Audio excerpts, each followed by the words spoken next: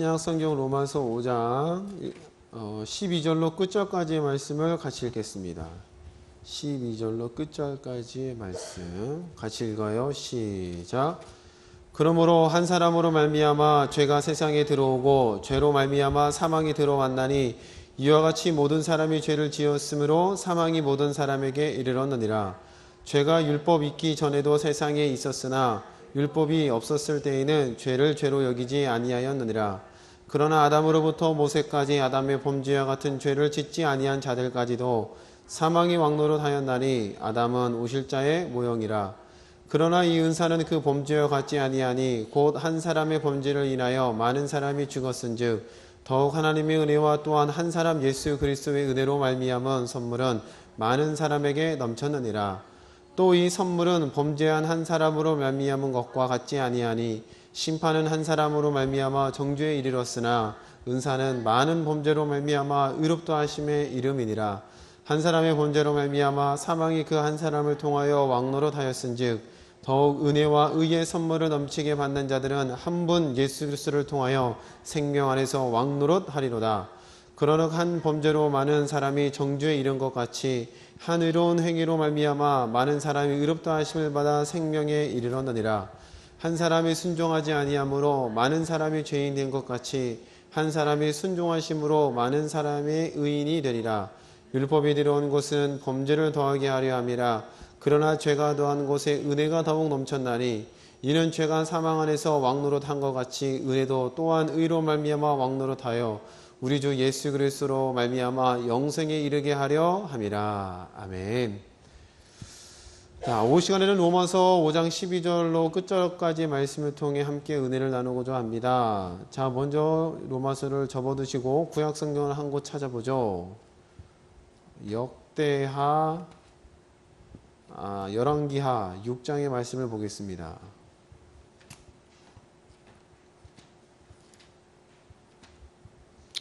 열왕기하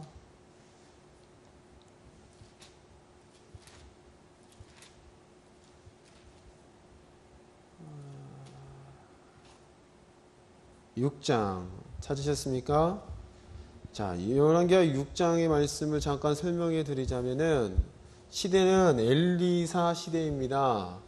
엘리사라는 선지자가 활동할 때에 아람 나라 군대가 사마리아라는 성, 사마리아는 북이스라엘의 수도였죠.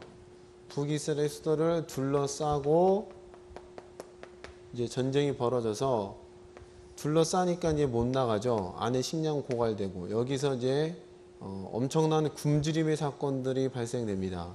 이때에 아이를 잡아먹는 이들까지 발생이 되었죠. 이것은 이제 율법의 신명기 말씀에서 벗어나면 대적이 쳐들어오고 네가 난 새끼를 네가 잡아먹겠다는 말씀이 그대로 이루어진 상태라고 볼 수 있겠죠. 그 상태가 이루어지자 두 여인이 왕 앞에 와서 아뢰입니다. 오늘은 우리 아이를 잡아먹고 내일은 네 새끼를 잡아먹자고 약조해서 우리 아이를 잡아먹었고 그 다음날 이 여인의 아이를 잡아먹으려고 하니까 여인이 아이를 감추었습니다. 왕이여 이 사건을 심판해 주소서. 이 이야기를 들으니까 왕이 피가 거꾸로 섰죠. 그래서 찢고 회개하고 굉장히 안타까워하는 모습이 이제 본문에 나와 있습니다. 한번 찾아볼까요?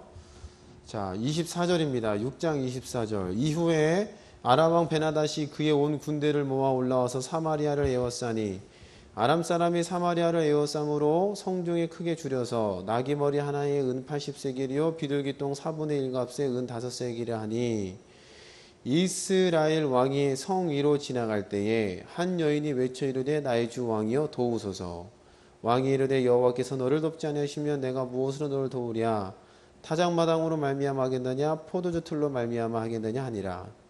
또 이르되 무슨 일이냐 하니 여인이 대답하되 이 여인이 내게 이르기를 내 아들을 내놓아라. 우리가 오늘 먹고 내일은 내 아들을 먹자 하매 우리가 드디어 내 아들을 삶아 먹었더니 이튿날에 내가 그 여인에게 이르되 내 아들을 내놓아라. 우리가 먹으리라 하나 그가 그의 아들을 숨겼나이다 하는지라. 왕이 그 여인의 말을 듣고 자기 옷을 찢느니라. 그가 성위로 진행할 때 백성이 본즉 그의 속살에 굵은 배를 입었더라. 자, 엄청난 기근이 발생했고 비극의 사건이 벌어집니다. 여호람 왕 시대의 사건이었죠. 그리고 이 사건이 있은 직후에 엘리사라는 선지자가 이 성에 대하여 하나님의 말씀을 전하기 시작하는데 이런 말을 합니다. 넘어가서요. 7장 1절을 보세요. 엘리사가 이르되 여호와의 말씀을 들을지어다. 여호와께서 이르시되 내일 이맘때에 사마리아 성문에 고운 밀가루 한 스아를 한 세겔로 매매하고 보리 두 스아를 한 세겔로 매매하리라 하셨느니라. 자, 밀가루 보리를 한 세겔로 각각 매매한다. 그런데 기근이 발생된 요 성 안에 거래되었던 내용들이 뭐라고 나와 있냐면은 나귀 머리 하나에 은이 80세겔. 나귀 머리. 먹지 못하는 건데 나귀 머리에 은 80세겔. 그 다음에 비둘기똥 한 값이 얼마래요? 비둘기똥 4분의 1값. 한 값도 아닌 4분의 1값이 은 5세겔이래요. 은 5세겔.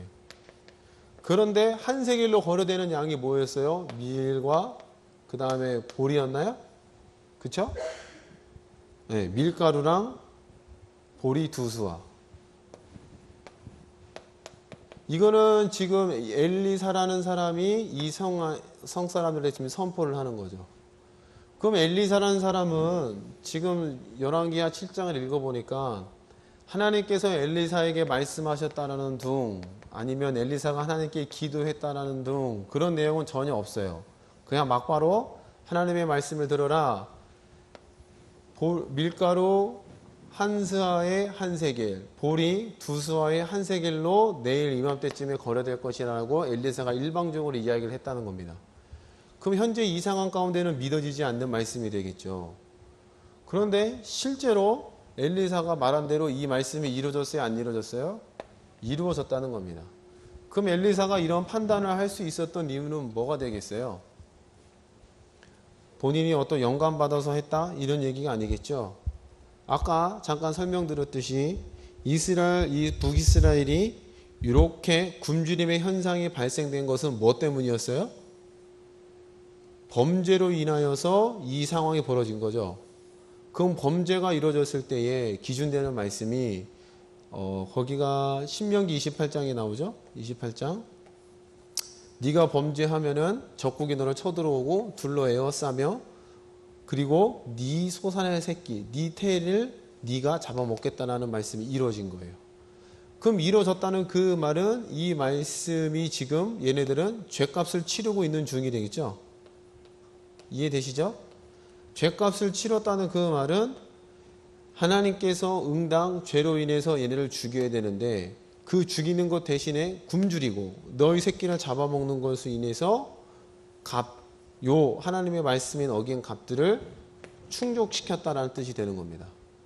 그럼 엘리사가 요 밀가루 한 스와 보리 두 스와가 한 세겔에 거래되겠다는 이 말을 할 수 있었던 근본 이유는 뭐냐면 하나님께로부터 무슨 응답을 들었거나 기도했다가 아니라 율법과 말씀에 비추어 보니까 얘네들은 지금 죄값을 다 치렀다는 건 결론을 내렸겠죠. 결론을 깊숙이 치렀으니까 엘리사가 한 것은 이제 죄값이 끝났으니 죄의 값이 끝나면 이스라엘 백성, 비록 북이스라엘이지만 하나님께서 버리신 민족은 아니죠. 그 이스라엘들이 회복되는 영적인 위치는 어디예요? 하나님의 선택된 언약의 백성의 위치로 돌아가겠죠. 이해가 되세요? 비록 이들은 또다시 여로보암 죄에서 떠나지 않기 때문에 또 율법에서 벗어나겠지만 그 전까지 요 한 토막 한순간에는 뭐가 되는 거예요? 하나님의 언약의 백성으로서 하나님의 약속의 대상이 되는 거죠. 이해가 되시나요? 요 때에 적용될 수 있는 말씀이 뭐냐? 하나님의 약속이 적용되는 복인 줄로 믿습니다. 그럼 엘리사가 이 이야기를 할 수 있었던 이유는 자기의 머릿속에 떠오른 게 아니라 율법과 증거의 말씀에 비추어 보니 얘네들은 죄값을 치렀고 그러면 이후에 와야 될 것은 더 이상 저주가 아닌 뭐가 와야 돼요? 약속, 복이 찾아와야 된다. 그리고 그들에게 복은 뭐예요?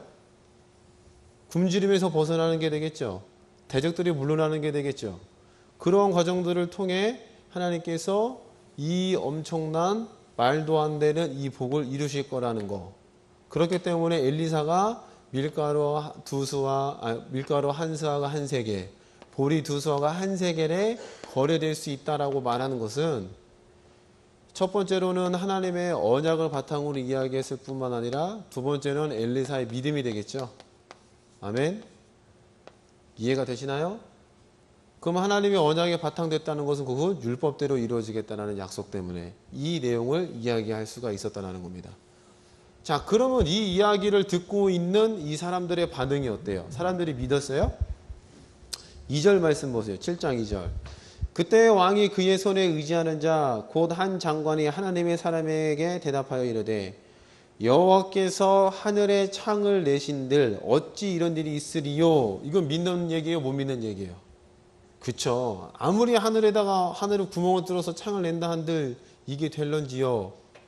이런 말씀을 많이 들어봤죠. 광야 40년 동안에 있는 백성들도 이런 얘기를 많이 했어요. 자, 어찌 이런 일이 있으려 하더라. 엘리사가 이르되 내가 내 눈으로 보리라. 그러나 그것을 먹지 못하리라 하니라. 자, 그 다음에 나타난 내용들은 우리가 잘 알죠. 나병 환자들이 이 아람 나라 군대 진영에 가보니까 군인들이 있어요, 없어요? 한 사람도 없이 도망갔다는 거예요. 다. 그리고 뭘 다 남겨두고 갔어요? 식량을 다 남겨두고 갔죠. 그리고 이 네 사람이 오늘 우리만 먹으면 벌 받을 거다. 가서 얘기하자. 얘기했더니 이 사람들이 반신반의하면서 나와보니까 진짜로 없어서 곡식들을 가져다가 백성이 풀고 얘네들의 기근이 떠나갔고, 그리고 그 말 하늘에 창을 낸다는데 하나님께서 어찌하리요 한 그 장관은 어떻게 돼요? 먹어보지도 못하고 죽게 된다는 겁니다. 자, 그러면 이 엘리사라는 요 사람은 하나님의 선지자였고 하나님의 말씀에 따라서 전하는 사람이었는데 이 백성에 있는 사람들에게 엘리사가 하는 말은 미친 소리로 들렸겠죠. 그런데 실제로 그 말이 응답되는 과정을 통해서 엘리사를 어떻게 받겠어요? 실로 저는 하나님의 사람이요, 실로 그는 능력 있는 사람이로구나, 하나님께서 함께 하시는 사람이구나, 하나님의 영광과 함께하는 사람이구나. 엘리사의 위상이 높아졌을 거라 믿습니다. 아멘. 그럼 엘리사의 권위가 높아진 것은 그 자신의 능력이에요? 하나님의 말씀의 권위 때문이에요? 그렇죠. 말씀의 권위 때문에 하나님의 말씀이 그대로 적용되고, 엘리사가 한 거는 그 말씀이 이루어짐을 믿고 그 말씀대로 선포한 것뿐이라는 겁니다. 자, 오늘 로마서 말씀에 보니까 한 사람으로 말미암아 모든 사람이 범죄하였고 사망이 왕노릇하였더라. 이제 이 내용 우리가 잘 아시죠? 사망이 왕노릇하게 되는 배경을 여러분은 아실 겁니다. 그런데 또 아담 이후에 또 한 사람이 등장해서 모든 죄의 값을 치름으로 사망이 왕노릇하지 못하고 죄의를 없애버리고 예수가 왕노릇하리로다 라고 설명하고 있죠. 그리고 그뿐만이 아니죠. 여기서 끝나지 않고 예수를 믿는 자들도 말미암아 이 사람으로 하여금 그도 왕노릇하는데 동참된다라고 설명하고 있습니다. 한번 찾아볼까요? 다시 로마서 말씀입니다. 로마서 5장 15절이네요. 그러나 이 은사는 그 범죄와 같지 아니하니 곧 한 사람의 범죄를 인하여 많은 사람이 죽었은즉 더욱 하나님의 은혜와 또한 한 사람으로 예수 그리스도의 은혜로 말미암은 선물은 많은 사람에게 넘쳤느니라. 또 이 선물은 범죄한 한 사람으로 말미암은 것과 같지 아니하니 심판은 한 사람으로 말미암아 정죄에 이르렀으나 은사는 많은 범죄로 말미암아 의롭다 하심의 이름이니라. 할렐루야. 17절 말씀을 같이 읽습니다. 시작.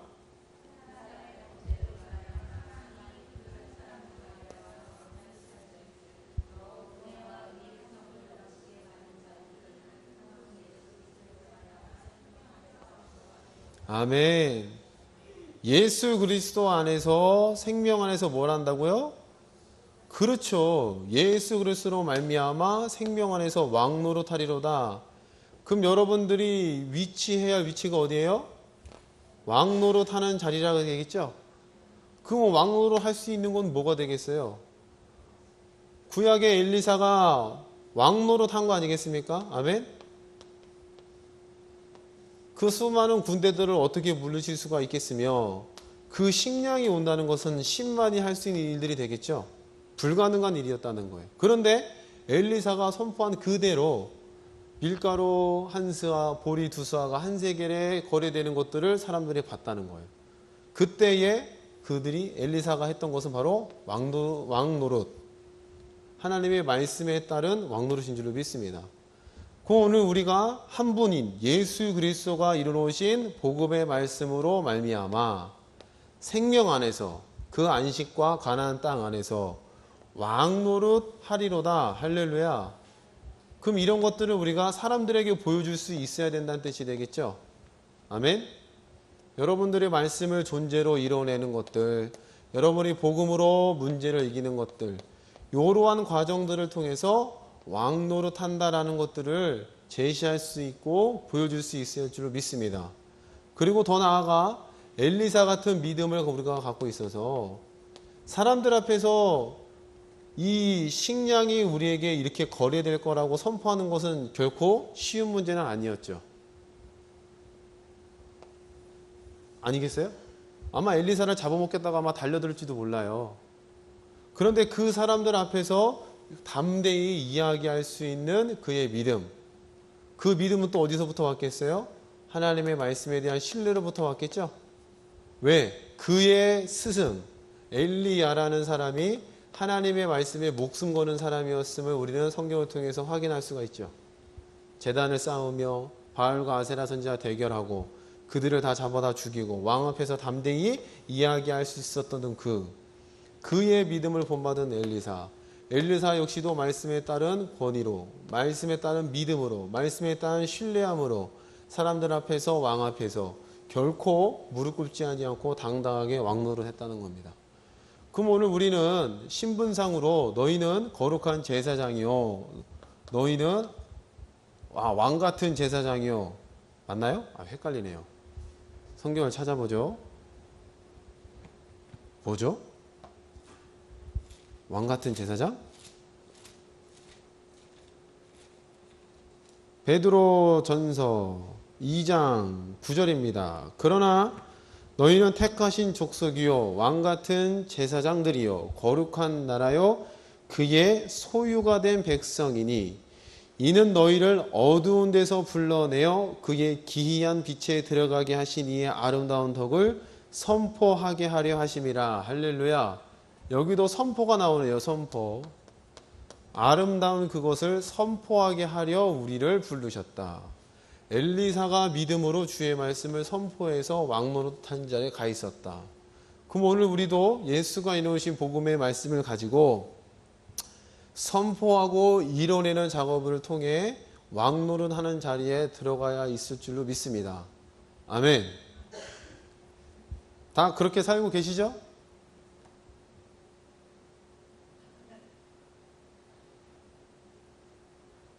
여러분이 꼭 그렇게 사셔야 돼요. 안 되면 뭐 하셔야 돼요? 안 되면 뭐 하셔야 돼요? 안 되면 기도의 자리로 나오실 줄로 믿습니다. 시켜서가 아니라, 여러분 기도합시다. 시켜서가 아니라 이게 안 돼. 누가 봐도 안 돼. 말만 신분만 이렇지 왕노릇 하는 자리에 못 가 있어. 그건 뭐 하셔야 돼요? 기도의 자리로 가셔야 돼요. 아버지, 이 말씀이 제가 믿어지는 거 맞나요? 이 말씀이 정말로 내 마음 가운데 믿어지게 해주세요. 아멘. 그 자리로 나아가셔서 내가 사람들 앞에서 당당히 하나님의 자녀인 것을 부끄럽지 않고 드러낼 수 있는 믿음의 삶을 살아내셔야 할 줄로 믿습니다. 그런데 예수 믿는 것조차도 요즘 부끄러운 시대가 됐잖아요. 그죠? 교회의 어떤 큰 문제들, 특별히 목사님들의 어떤 그런 타락의 문제들로 인하여서 예수 믿는 것조차 사람들 앞에서 이야기 꺼내는 것조차가 부끄러운 시대가 되었는데, 그럴지라도 하나님의 말씀의 권위를 믿고 내가 예수 믿는 사실을 부끄러워해서는 안 될 줄로 믿습니다. 아멘. 내가 기도하는 그 사실이 부끄럽지 않기를 믿습니다. 아멘. 그럼 여러분은 왕노릇 하는 자리에 영적인 위치가 충분히 다 주어졌어요. 그리고 내 속에 하나님이 성령이 나와 함께 하시고 성령과 권능이 함께 따라옴으로 인하여서 충분히 왕된 권세를 선포할 수 있을 만한 배경을 만들어 주셨다는 겁니다. 근데 정작 나 믿는 나는 왕노릇 하는 자리보다는 그냥 세상의 한 구성원으로서 살아가는 것으로 만족한다면 이건 뭔가 앞뒤가 안 맞죠? 그쵸? 여기서 뭔가 앞뒤가 안 맞아요. 신분도 왕같은 거룩한 제사장이요 사는 삶도 왕노릇이라면 이건 최고 잘하는 거겠죠. 할렐루야. 그리고 신분과 내가 사는 삶을 통해서 이게 일치가 되면은 내 삶 가운데에 존재가 되어 나타나는 복들이 많아질 줄로 믿습니다. 근데 신분 따로 왕노릇 따로.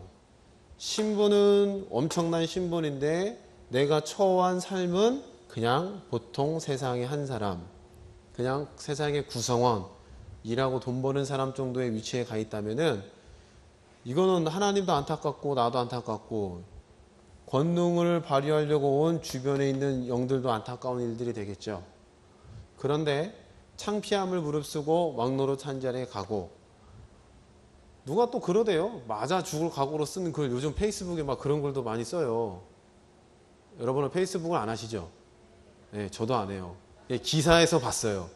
기독교 신문에 맞아 죽을 각오로 쓴 글들 해서 맞아 죽을 각오로 쓴 글이 뭔지 아세요? 요즘 기독교의 가장 큰 문제가 뭐냐? 첫 번째 드럼이다. 저거 친다고요. 예배의 경건성을 잃어버린다고. 말도 안 되죠. 맞아 죽을 각오로 썼대요. 그 진짜 많이 맞았어요. 그래서 글 내렸어요. 페이스북에서. 이게 아니라 맞아 죽을 각오로 어디 가셔야 돼요? 왕노릇 차리러 가야 됩니다. 아멘. 맞아 죽을 각오로 이 시대에 야 그래도 예수 믿어야 산다고. 그래도 예수님을 믿으면은 질병이 떠날 줄을 믿는다고. 나는 비록 쩔뚝거렸지라도. 예수 믿으면 가난도 가져간다고. 비록 나는 조금 덜 먹을지라도. 할렐루야. 그래야 맞아 죽을 각오로 이 자리에 가 있어야 내 주어진 신분과 삶이 일치된다는 거지. 답은 정답을 써 내려가면서 삶이 엉뚱한 길로 간다면은 여기에는 하나님 앞에서 가져갈 열매가 아무것도 없다는 거죠. 하나님 앞에 가져갈 많은 열매 중에 가장 큰 선물은 찬양의 삶이라면서요. 그럼 찬양의 근본 원리가 바로 이거예요. 죄로부터 구원받았으며 그뿐만 아니라 이 땅에서 왕노릇하며 살아갈 수 있는 큰 은혜를 허락하셨구나. 할렐루야. 이거 하나면 우리가 평생토록 노래하기에 충분하다는 겁니다. 여기야 뭐 더 사정을 붙일 이유가 없어요. 지옥으로부터 꺼냄받아 천국 가는 자가 된 뿐만 아니라 이것도 감사한 일인데 권능까지 더하셔서 그것도 모자라 성령으로 함께 해주시고 왕노릇하는 당당한 자리에 위치까지 올려주셨으니 얼마나 감사해요. 그 자체가 우리는 찬양의 삶인 겁니다. 그런 상태에서 여러분들이 찬양 한 소절을 부르기 시작한다. 그러면 그 찬양 가운데는 영들이 함께 움직이는 찬송이 되겠죠. 그럼 여러분이 찬송 부르는 중에 이 믿음으로 부르는 찬송을 듣고 왠지 모르게 사람들이 마음이 녹아지기 시작해요. 아멘. 여러분이 흥얼거리는 그 노랫소리에 한마디 듣고 눈물이 터진대요. 할렐루야. 여러분들이 그냥 마음속으로 아 주님 그 한마디에 가슴속에 탄식 소리 있는 그 주변에 한 사람이 그것을 느끼고 마음이 녹아져요. 할렐루야. 그럼 여러분들은 왕 노릇하는 자로 서 있는 줄로 믿습니다. 여러분이 이런 자리에 가 계셔야 돼요. 아기를 돌보실 때 나로 인하여서 내 믿음으로 이 아기가 건강해진다. 내가 가니까 그 무너졌던 집안이 살아난다. 할렐루야. 그게 될 수 있는 게 내가 잘난 게 아니라 성령이 나와 함께 하시고 왕노릇 할 수 있도록 나를 도우시는 분이 계시니까 나 때문에 주변이 사는 겁니다. 할렐루야. 이렇게 돼야 우리가 뭐 하는 사람이에요? 찬양의 삶, 감사의 삶, 노래할 수 있는 삶이 되는 줄로 믿습니다. 이런 믿음으로 여러분의 찬송 한 구절을 흥얼거린다? 그러면 영들은 두려워 떠는 줄로 믿습니다. 아멘. 백날 여기서 핏대 세워서 노래 부른다고 해서 되는 게 아니라 내 속에 근본의 믿음, 확고한 믿음, 그 믿음으로 부르는 노래가 엘리사의 선포가 되는 줄로 믿어요. 그러면 그 선포는 하나님께서 우리를 부끄럽게 하게 안 하시죠? 반드시 우리 수치를 가려주시죠? 여러분의 문제와 주변의 삶 가운데 영향력을 끼칠 수 있는 능력으로 나타나는 줄로 믿습니다. 자, 그 로마서 5장에 그러므로 우리가 그 한 사람으로 말미암아 생명 안에서 뭐 한다고요? 왕노릇 한대요. 그러면 그 왕노릇 하는 그 말만 있을 뿐만 아니라 왕노릇을 하는 실제의 삶으로 옮겨가 계시길 축복합니다. 할렐루야. 그러면 여러분들이 신분과 걸맞는 삶을 통해서 아구가 딱 맞겠죠. 거기에서 능력이 나타나고 생명이 일어나고 하나님의 놀라운 기적들이 저 삶을 통해서 나타날 줄로 믿습니다. 여러분의 가정과 자녀와 사업 가운데 반드시 나타나는 줄로 믿어요. 할렐루야. 그 믿음으로 이번 한 주간도 승리하시기를 축복합니다. 신분 따로 삶 따로 살지 마세요. 같은 곳에 계세요. 아셨죠? 네, 같은 곳에 계세요. 찬양하겠습니다.